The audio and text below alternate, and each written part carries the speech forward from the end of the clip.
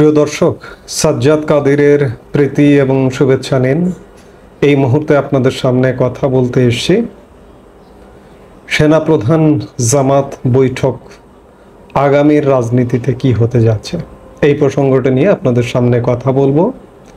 আপনারা ইতিমধ্যেই গণমাধ্যমের কল্যাণে জেনে গেছেন যে গত শনিবার যে মুহূর্তে ডক্টর মোহাম্মদ ইউনূসের পদত্যাগের নাটকটা চলছিল, সেই মুহূর্তে জামাত ইসলামের সাথে সেনাপ্রধানের একটি বৈঠক অনুষ্ঠিত হয়েছে।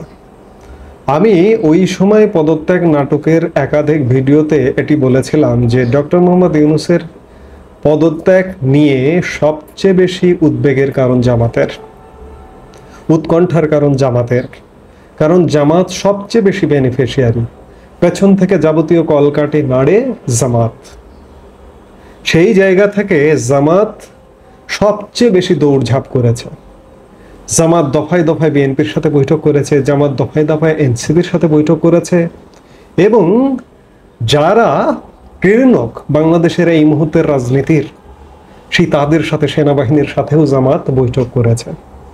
অর্থাৎ জামাত এমন কোনো জায়গায় যায়নি যা হয়নি, সব জায়গায় গিয়েছে, সব জায়গায় বৈঠক করেছে।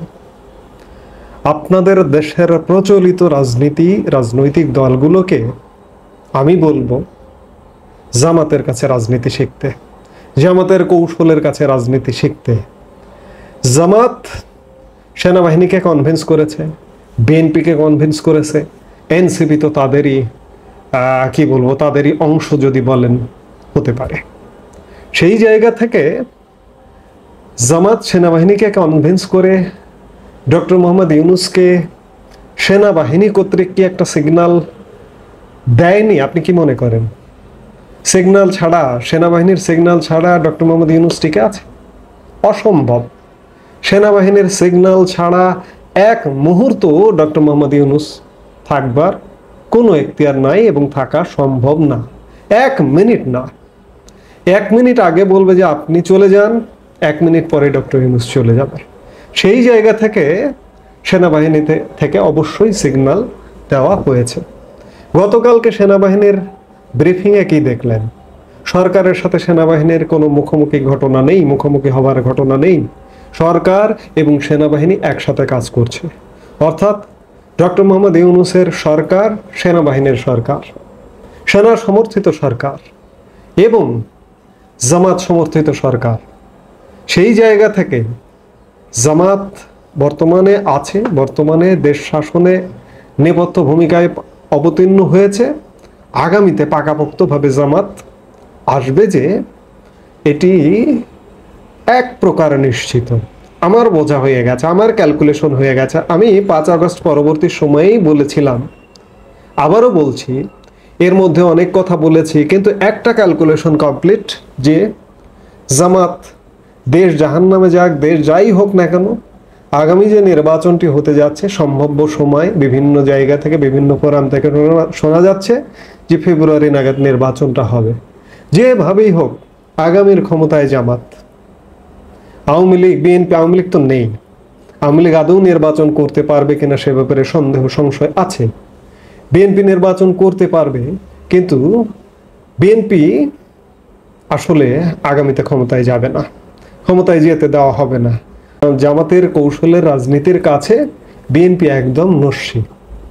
এই যে এত বড় একটা সিচুয়েশন ঘটে গেল, জামাত কিন্তু ম্যানেজ করে ফেলেছে, এবং ম্যানেজ করে ফেলবার কারণে এই বর্তমান যে পরিস্থিতি, ডক্টর মোহাম্মদ ইউনূস টিকে গেল।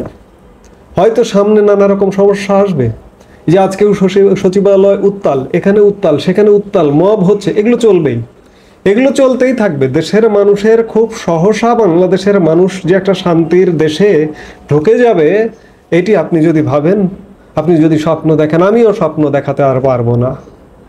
অনেকে হয়তো বলবেন, এই যে ডক্টর মোহাম্মদ ইউনূস আগামীকাল ভোরে জাপান সফরে যাচ্ছেন, অনেকে ভিডিওতে বলবেন যে এটি তার লাস্ট সফর, তিনি চলে যাচ্ছেন, তিনি আর আসবেন না। সম্পূর্ণ ভুল। ডক্টর মোহাম্মদ ইউনূস ফিরে আসবেন এবং তার এজেন্ডা যতক্ষণ পর্যন্ত বাস্তবায়ন করা, ততক্ষণ পর্যন্ত বাস্তবায়ন করবেন। ডক্টর মোহাম্মদ ইউনূস জামাতের সরকার প্রধান, ডক্টর মোহাম্মদ ইউনূস সেনাবাহিনীর সরকার প্রধান, বিএনপির নয়।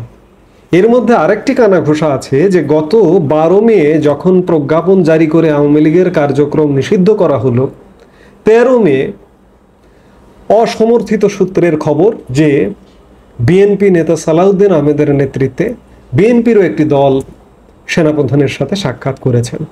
যেটি হোক, বিএনপি সাক্ষাৎ করতে পারেন, জামাত তো সাক্ষাৎ করেছে সেটি সেনা বাহিনীর প্রধানের সাথে, সেটি গণমাধ্যমে এসছে।